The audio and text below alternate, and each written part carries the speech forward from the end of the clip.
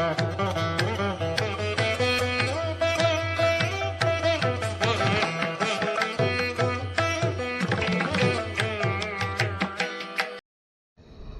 ನಮಸ್ಕಾರ, welcome back to our YouTube channel Poorna vlogs. ನಾವಿವತ್ತು ನಮ್ಮನೆಯಲ್ಲಿ ನೀರು ತುಂಬೋ ಹಬ್ಬ ಮಾಡ್ತಾ ಇದ್ದೀವಿ. ದೀಪಾವಳಿಯ ಮೊದಲನೇ ದಿನ ಮಾಡ್ತಕ್ಕಂಥ ನೀರು ತುಂಬೋ ಹಬ್ಬನ ಮಾಡ್ತೀವಿ. ಹಾಗೆ ಈ ವಿಡಿಯೋದಲ್ಲಿ ನಾವು ಹಿಂದಿನ ದಿವಸ ಶಾಪಿಂಗಿಗೆ ಹೋಗಿದ್ವಿ, ಅದನ್ನು ಕೂಡ ಆ್ಯಡ್ ಮಾಡ್ತೀನಿ. ಹಾಗೆ ನಮ್ಮನೆಯಲ್ಲಿ ನಾವು ಯಾವ ರೀತಿ ನೀರು ತುಂಬ್ತೀವಿ, ಹಾಗೆ ಯಾವ ರೀತಿ ಎಲ್ಲ ಪೂಜೆ ಮಾಡ್ತೀವಿ ಅಂತ ಹೇಳಿ ಈ ವಿಡಿಯೋದಲ್ಲಿ ತೋರಿಸ್ಕೊಡ್ತೀನಿ. ಹಾಗೆ ಕಸ ಎಲ್ಲ ಗುಡಿಸಿ ಹೊರಗಡೆದೆಲ್ಲ ನೆಲ ಒರೆಸ್ಬಿಟ್ಟು ರಂಗೋಲಿ ಹಾಕಿ ಬೆಳಗ್ಗೆ ಈ ರೀತಿಯಾಗಿ ಒಲೆಗೆ ಅಂದರೆ ಗ್ಯಾಸ್ ಕಟ್ಟೆಗೆ ಈ ರೀತಿಯಾಗಿ ಬಿಡಿಸೋದು. ನಾವು ಸಾಮಾನ್ಯವಾಗಿ ನಮ್ಮ ಹಳ್ಳಿ ಕಡೆ ಎಲ್ಲ ಒಲೆ ಅಂದರೆ ಮಣ್ಣಿನ ಒಲೆ ಇರುತ್ತಲ್ಲ, ಅದಕ್ಕೆಲ್ಲ ಹಿಂದ್ಗಡೆ ಈ ರೀತಿಯಾಗಿ ಬರೀತಾರೆ. ನಮ್ಮ ಮನೆಯಲ್ಲಿ ಒಲೆ ಇಲ್ಲಲ್ಲ, ಹಾಗಾಗಿ ಗ್ಯಾಸ್ಗೆ ಈ ರೀತಿಯಾಗಿ ಬರೆದಿದ್ದೀನಿ ನಾನು. ಹೋದ ವರ್ಷದ ವ್ಲಾಗಲ್ಲೂ ಕೂಡ ಇದೇ ರೀತಿಯಾಗಿ ಮಾಡಿದ್ದು ನೋಡ್ಬೋದು. ಹಾಗೆ ಇಲ್ಲಿ ನೀರು ತುಂಬೋದು ಅಂತ ಹೇಳ್ತೀವಲ್ಲ, ಈ ರೀತಿಯಾಗಿ ನಾವು ಸ್ನಾನ ಮಾಡಲಿಕ್ಕೆ ಏನು ಬಳಸ್ತೀವಲ್ಲ ಆ ತಪ್ಪಲೆಗೆ ಈ ರೀತಿಯಾಗಿ ನೀರು ತುಂಬಿಟ್ಟು ಮತ್ತು ಸೇಮ್ ಅದೇ ರೀತಿಯಾಗಿ ಬರೆಯೋದು. ಹಾಗೆ ಮಾಲಿಂಗಿನ ಬಳ್ಳಿ ಅಂತ ಹೇಳ್ತಾರದು ನಮ್ಮ ಕಡೆ. ಈ ರೀತಿಯಾಗಿ ನಾವೇನು ಸ್ನಾನ ಮಾಡ್ತೀವಲ್ಲ ಆ ನೀರಿಗೆ ಆ ರೀತಿಯಾಗಿ ಸುತ್ತೋದು ಆ ಬಳ್ಳಿನ. ಹಾಗೆ ಇವಾಗ ಸ್ನಾನ ಎಲ್ಲ ಮುಗಿಸ್ಕೊಂಡು ಅಂದರೆ ಎಣ್ಣೆ ಸ್ನಾನ ಎಲ್ಲ ಮುಗಿಸ್ಕೊಂಡು ಬಂದು ನಂತರ ಇವಾಗ ಪೂಜೆ ಮಾಡೋಣ ಅಂತ ಹೇಳಿಬಿಟ್ಟು ಪೂಜೆ ಸಾಮಾನೆಲ್ಲ ಜೋಡಿಸ್ಕೊಳ್ತಾ ಇದ್ದೀನಿ. ಮೊದಲಿಗೆ ಈ ರೀತಿಯಾಗಿ ಫೋಟೋಗಳನ್ನೆಲ್ಲ ಕ್ಲೀನಾಗಿ ಒರೆಸ್ಕೊಂಡು ಇಟ್ಕೊಂಡು ಪೂಜೆಗಳಿಗೆ ಬೇಕಾಗಿರ್ತಕ್ಕಂಥ ತಯಾರಿನ ಮಾಡ್ಕೊಂಡಿದ್ದೀನಿ ಮೊದಲೇ ನಾನು. ಈ ನೀರು ತುಂಬೋ ಶಾಸ್ತ್ರ ಅದೆಲ್ಲ ಮೊದಲಿಂದನೂ ಹಳೆ ಕಾಲದಿಂದನೂ ಬಂದಿರತಕ್ಕಂಥ ಪಾರಂಪರ್ಯವಾದಂಥ ಪದ್ಧತಿ. ನಾವು ಕೂಡ ಅದನ್ನು ಬಿಡಬಾರ್ದು, ನಡೆಸ್ಕೊಂಡು ಹೋಗಬೇಕು. ಹಾಗೆ ನಮ್ಮ ಮನೆಯಲ್ಲಿ ನಾವು ಯಾವ ರೀತಿಯಾಗಿ ನೀರು ತುಂಬೋ ಹಬ್ಬನ ಮಾಡ್ತೀವಿ ಅಂತ ಹೇಳಿ ತೋರಿಸ್ತೀನಿ.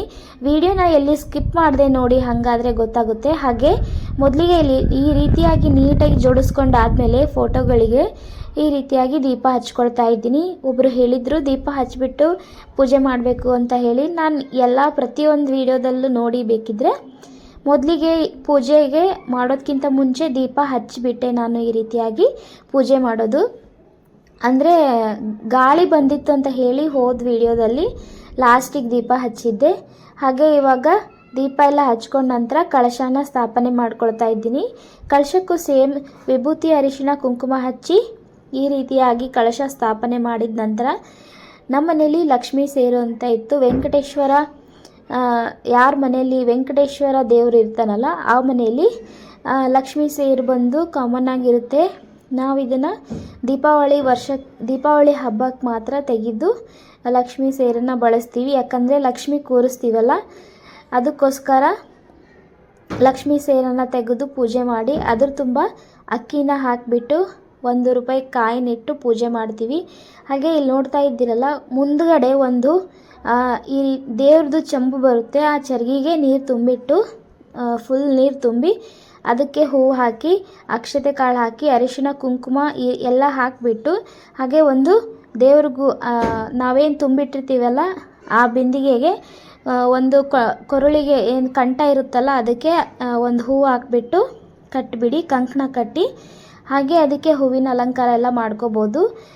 ಇಲ್ಲಿ ನೋಡ್ತಾ ಇದ್ದೀರಲ್ಲ, ನಮ್ಮನೆ ಬಾಗಿಲಿಗೆ ನಾನು ಈ ರೀತಿಯಾಗಿ ಮಾಡ್ಕೊಳ್ಳೋದು. ಯಾಕಂದರೆ ಮನೆ ಬಾಗಿಲಲ್ಲಿ ಲಕ್ಷ್ಮಿ ಹಾಕ್ಸಿದ್ದೀವಿ ನಾವು ಬಾಗಿಲಿಗೆ.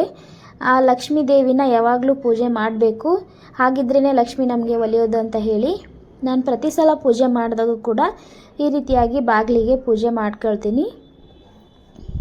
ಕೆಲವೊಬ್ಬರು ಲಕ್ಷ್ಮೀ ದೇವಿಗೆ ಈ ರೀತಿಯಾಗಿ ದೇವ್ರು ಇರ್ತಕ್ಕಂಥ ಬಾಗಿಲನ್ನು ಕೂರಿಸ್ಬಾರ್ದು ಅಂತ ಹೇಳ್ತಾರೆ. ಅದು ನಮ್ಮ ನಂಬಿಕೆ ಅಥವಾ ಮೂಢನಂಬಿಕೆ ಅಂತ ಹೇಳ್ಬೋದು.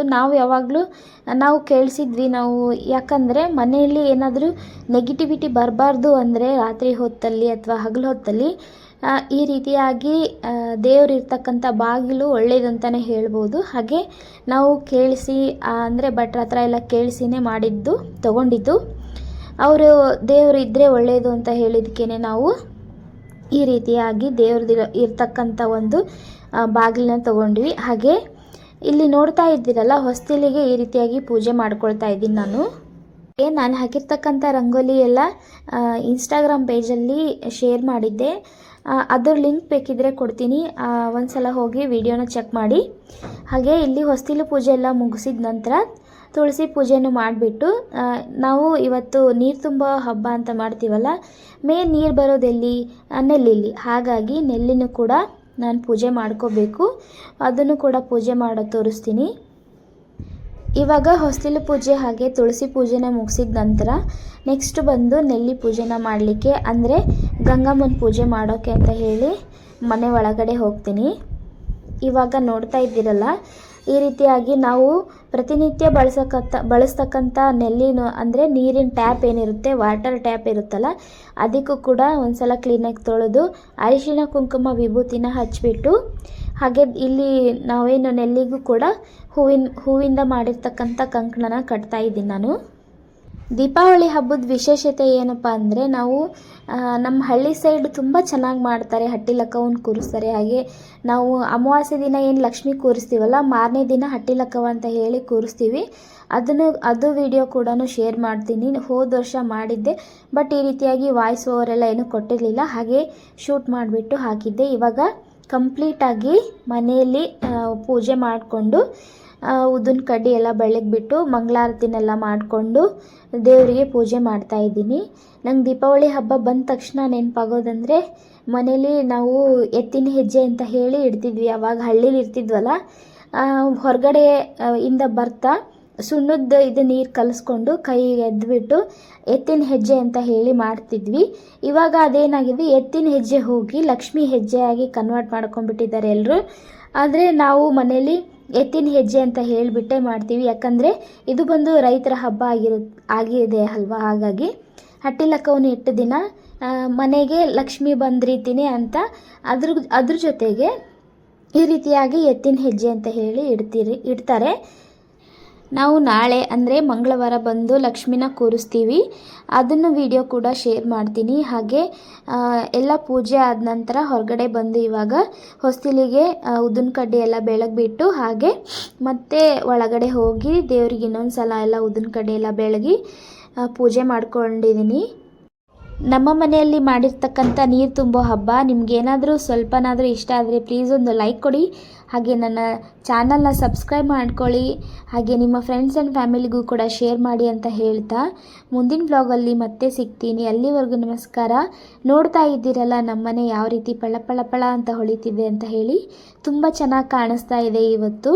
ಹಾಗೆ ನೆಕ್ಸ್ಟ್ ವ್ಲಾಗಲ್ಲಿ ಮಹಾಲಕ್ಷ್ಮಿ ದೇವರಿಗೆ ಯಾವ ರೀತಿ ಅಲಂಕಾರ ಮಾಡೋದು, ಹಾಗೆ ಯಾವ್ಯಾವ ವಸ್ತುಗಳನ್ನು ನಾವು ಇಡ್ತೀವಿ, ಕಳಶಕ್ಕೆ ಯಾವ್ಯಾವ ವಸ್ತುಗಳನ್ನು ಹಾಕ್ತೀವಿ ಅಂತ ಹೇಳಿ ತೋರಿಸ್ಕೊಡ್ತೀನಿ.